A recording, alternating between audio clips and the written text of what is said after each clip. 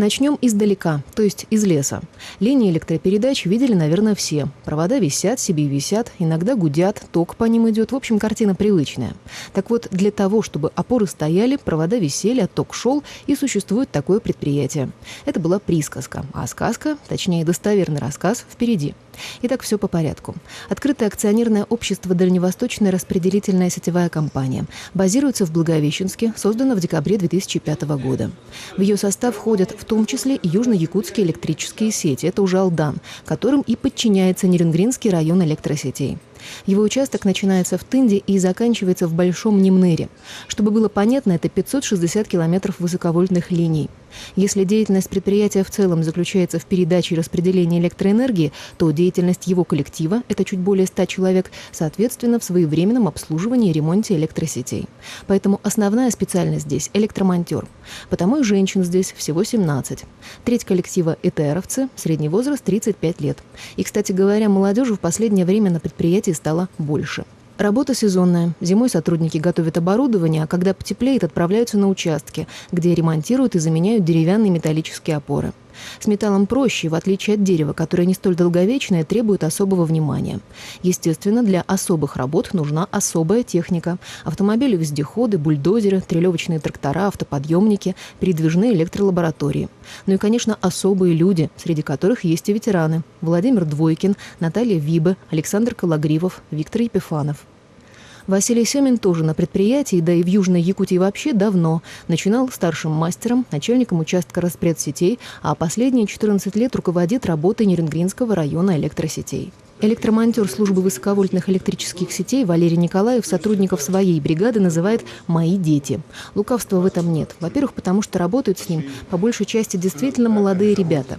А во-вторых, сам Валерий Михайлович производит впечатление настолько отзывчивого человека, что вопрос о том, уместны ли отцовские чувства на рабочем месте, просто отпадает.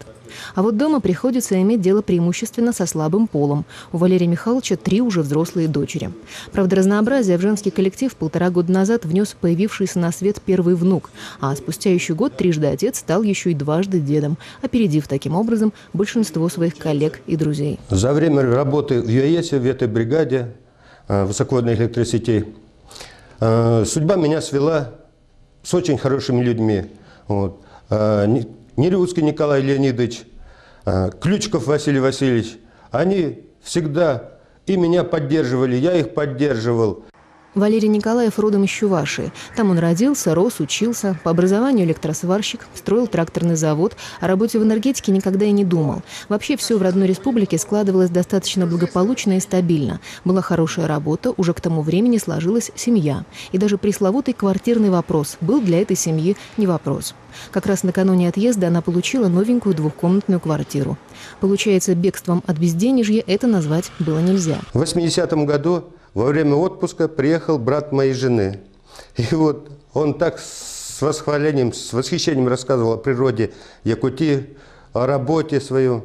Он тут у нас работал начальником участка высоковольтных электросетей, Корнилов Вениамин Александрович.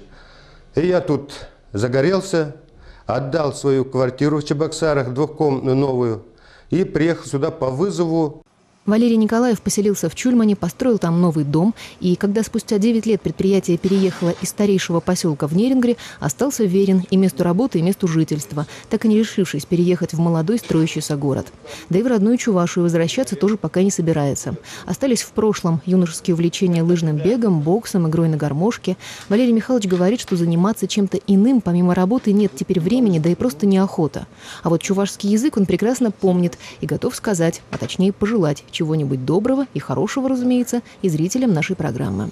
Хамын юлдашсыне, чаваш, салами сунадов, сырлых пурнеде, телей, урах нимдемар, пурде булаш.